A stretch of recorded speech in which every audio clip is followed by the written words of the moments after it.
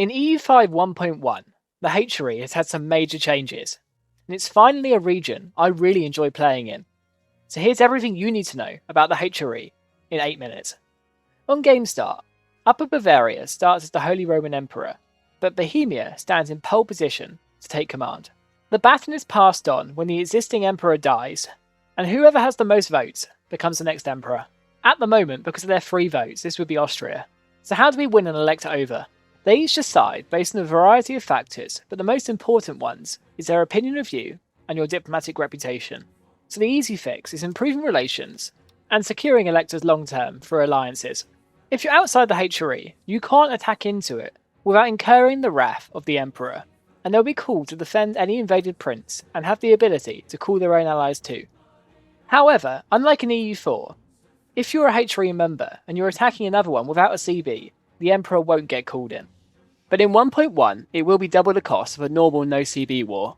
Being in the HRE does have some consequences, however. You can't upgrade your government rank without permission. You can't become a kingdom or empire flat out.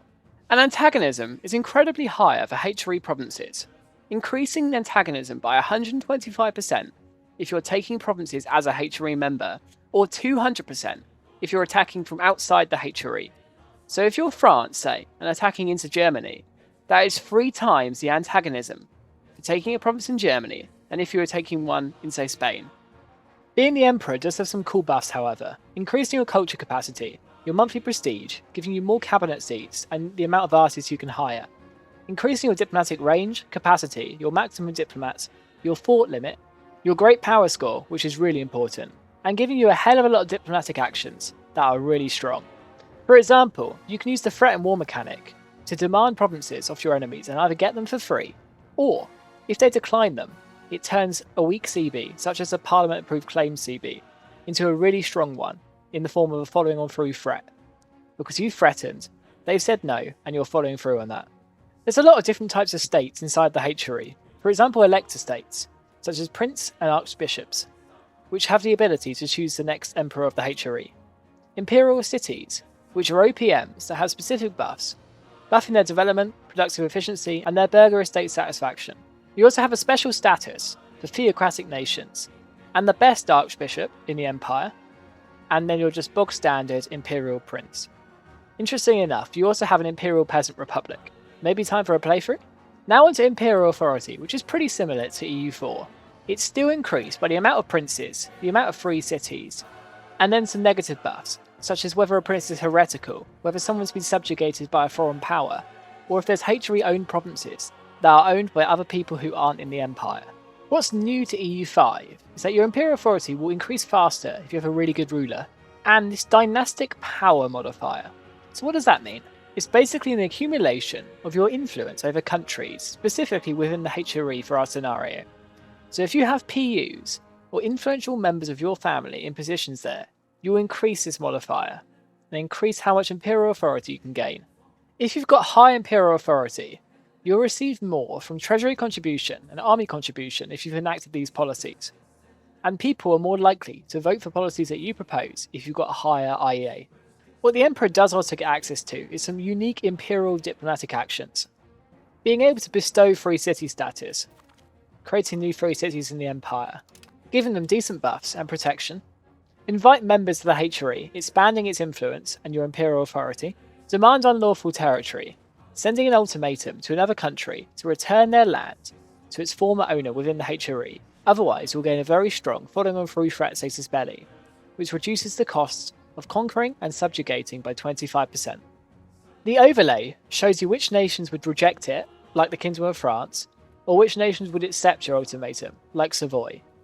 So if we did it on Savoy, they would just give up this land and return it to its previous owner. However, if we did it on France, they would reject it and we would get the really strong CB at the cost of prestige and money. But we give some incredible debuffs to those provinces, and we can go back within 4 years to take them. You can also elevate the government rank of foreign nations. Throughout the game, countries will ask for unique privileges within the HRE, paying you money and giving them a very good government reform. But you can also give this out yourself, spending the money to give them the privileges, and choose which reform you want for them. Either the land one, giving them diplomatic buffs, or a more defensive one, giving them some military buffs. Now the HRE functions essentially as a massive international organisation, rather than a conglomeration of states like it was in EU4. Once you get to 50 imperial authority, you can propose changes to laws to get you closer to centralising your union, or giving you buffs throughout your nation. For example, I recently unlocked the city's contribution policy for my imperial army, which means that my 3 cities have to contribute manpower directly to me for their protection, and if I increase the amount of free cities in the empire, I'll recoup more manpower.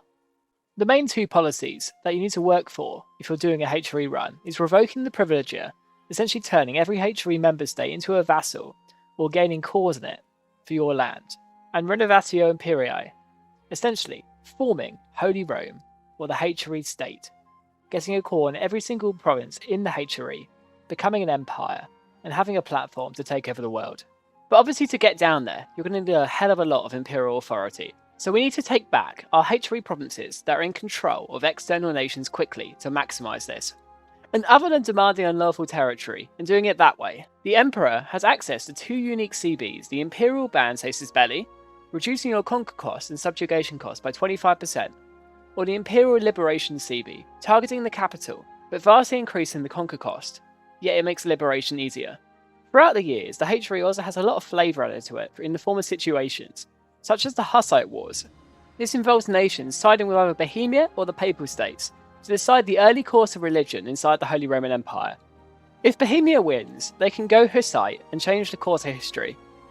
Early on, you also have the Gaelists and the Gubertines, which is similar to Shadow Kingdom in EU4, where Italy splits into 2 factions debating HRE control over the region. If the Emperor wins, he forces all of northern Italy into the HRE, and if the Pope wins, he forces them out of it. Starting around 1590, you also have the Wars of Religions, which is essentially the League Wars of EU4, where the HRE splits into leagues dependent on your religion, and long story short, you fight over which religion the HRE has. New to EU5, there's also an Imperial Parliament that you can call, something that lets you risk imperial authority, but for big buffs. The Roman month, for example, makes all members transfer 5% of their yearly income to their Emperor, and increases their contribution cost for that time. But you do have to garner support for this, and it won't be cheap. As you can see, every nation in the entire HRE is opposing this change, with just me supporting it.